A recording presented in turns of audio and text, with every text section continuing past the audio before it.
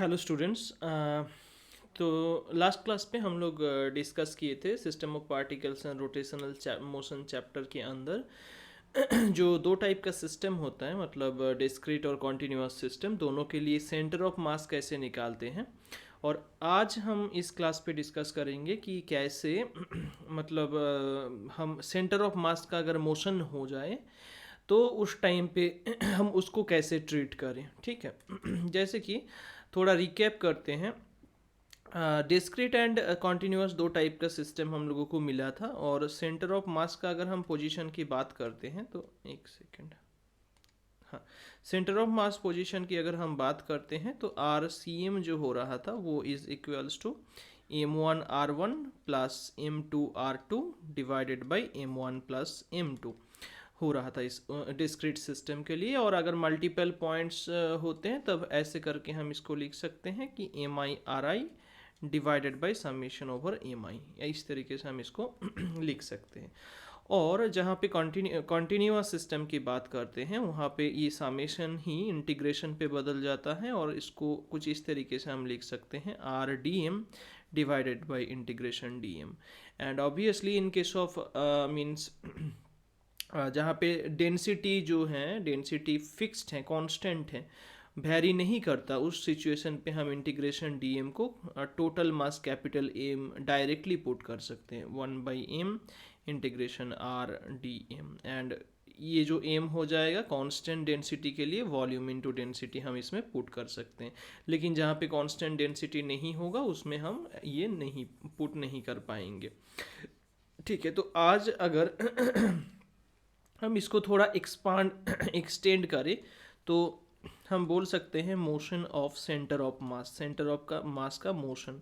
तो हम लोगों को position vector of centre of mass R C M मिल गया था, राइट। आर सी एम क्या था फॉर डिस्क्रीट सिस्टम, वो था summation over M i r i. ये या फिर हम दो बॉडी अगर लेते हैं कि दो बॉडी हैं जिसका एक का मास m1 है दूसरे का m2, और पोजीशन वेक्टर्स अगर पता है दोनों के लिए ही, तो m2 r2 vector divided by m1 plus m2, हम इतना तक ये हम लोगों को पता था।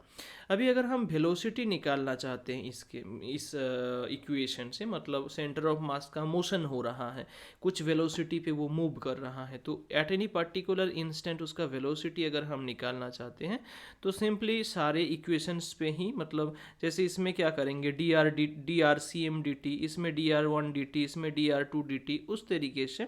तो dr1 dt को हम वेलोसिटी v1 बोल देंगे, m2 इंटू dr2 dt को वेलोसिटी v2 बोल देंगे, and divided by m1 plus m2।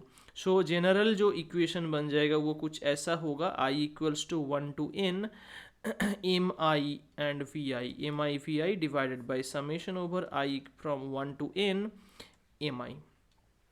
And अगर एक्सीलरेशन की बात करते हैं तो simply a c m is equals to m1 plus m2 divided by m1 plus m2, इस तरीके से हो जाएगा ये। ठीक है।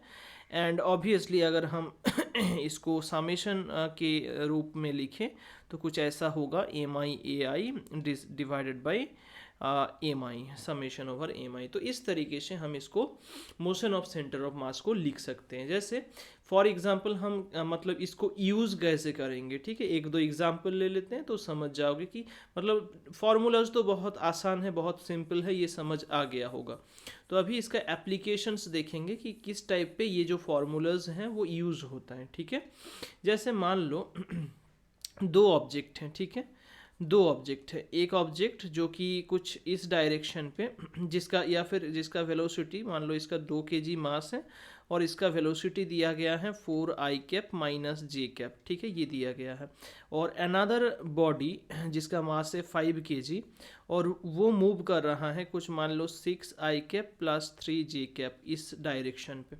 तो अभी पूछ रहे हैं कि व्हाट इज़ द मोशन और what is the velocity of centre of mass of this two body, है ना। तो उस टाइम पे प्रॉब्लम होगा, तो हम लोगों को करना क्या है, सिंपली जब भी वेलोसिटी ऑफ सेंटर ऑफ मास बोलते हैं तो क्योंकि ये वेक्टर फॉर्म पे है तो हम वेक्टर फॉर्म पे पुट कर रहे हैं फॉर्मूला को। ठीक है। तो क्या हो जाएगा इसमें, simply m1 v1 plus m2 v2, obviously vector sign देना होगा, divided by m1 plus m2 put करते हैं तो 2 into 4 I cap minus J cap plus m2 मतलब 5 into 6 I cap minus plus 3 J cap divided by m1 plus m2 means 2 plus 5। तो कितना आ रहा है देखो, ऊपर 8 I cap minus 2 J cap plus 30 I cap plus 15 J cap divided by 7। That means 38 I cap plus 13 J cap और दोनों पे ही डिवाइडेड बाई 7 है।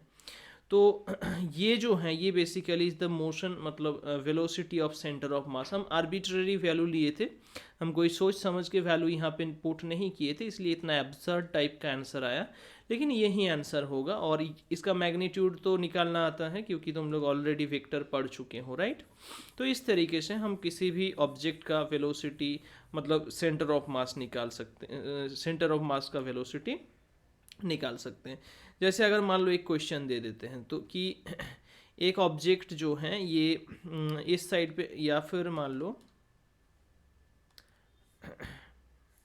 एक हॉरिजॉन्टल टेबल है, ठीक है। हॉरिजॉन्टल टेबल में पहले क्या है, दो आदमी दो सेम इस जगह पे खड़ा था। अभी दोनों का मास में कुछ डिफरेंस है, जैसे एक का मास है 40 किलोग्राम, दूसरे का मास है 50 किलोग्राम।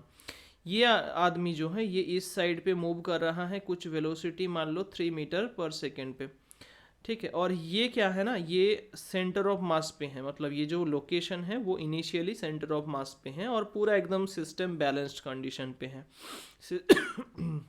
सिस्टम पे कोई प्रॉब्लम नहीं है, पूरा बैलेंस्ड कंडीशन पे है। तो बोल रहे हैं कि इसका कितना वेलोसिटी होना चाहिए ताकि पूरा सिस्टम जो है वो क्या हो जाए, इन इक्विलिब्रियम रहे, ठीक है। मतलब इन इक्विलिब्रियम मतलब सेंटर ऑफ मास का मोशन ना हो, है ना। देखो मतलब क्या है, फैक्ट को अगर और अच्छे तरीके से समझते हैं तो यहाँ पे दो आदमी पहले हैं, पहले से वो कहाँ पे हैं, सेंटर ऑफ मास पोजीशन पे, राइट। इसलिए ही ये पूरा बैलेंस्ड कंडीशन पे है। अभी अगर मान लो ये आदमी इस साइड पे 3 मीटर पर सेकेंड या कुछ वेलोसिटी पे मूव करे तो क्या होगा, सेंटर ऑफ मास भी इसके साथ साथ इस साइड पे धीरे धीरे आ जाएगा और वो फिर ये जो टेबल है इस साइड पे ऐसे एंटी क्लॉकवाइज रोटेशन होकर गिर जाएगा, है ना, रोटेट हो जाएगा। लेकिन ऐसा रोटेशन नहीं होना चाहिए। बैलेंस्ड कंडीशन होने के लिए, रोटेशन ना होने के लिए इसका वेलोसिटी कितना होना होगा, क्लियर।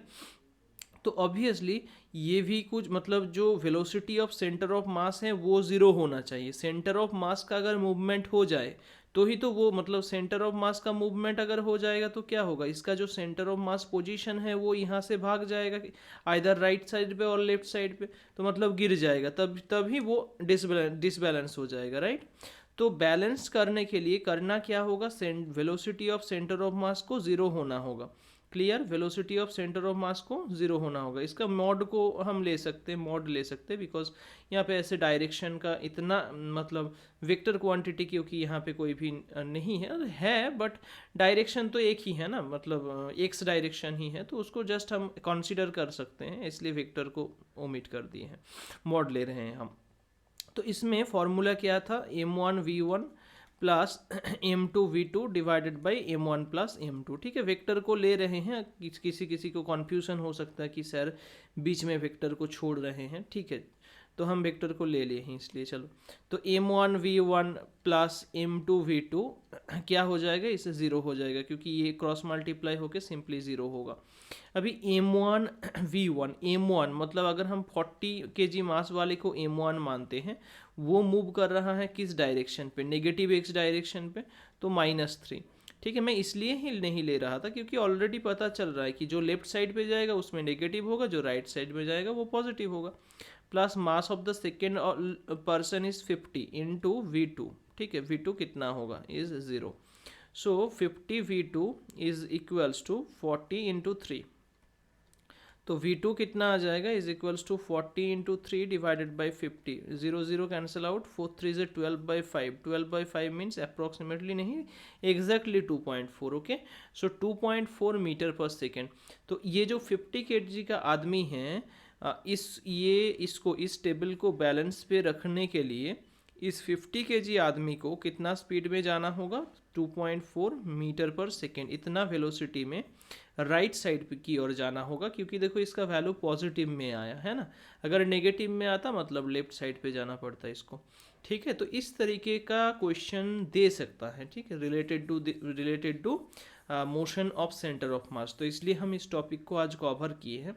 ठीक है, हम छोटा छोटा करके धीरे धीरे इस चैप्टर को कवर करेंगे, नहीं तो बाल्की वीडियो बन जाएगा तो वो प्रॉब्लमेटिक होगा। ठीक है, तो आई होप कोई डाउट नहीं है, अगर डाउट है तो कमेंट सेक्शन पे कमेंट कर देना, हम सॉल्व कर देंगे कोई न्यूमेरिकल्स या फिर कोई भी डाउट अगर हो जाए। ठीक है, ओके, थैंक यू।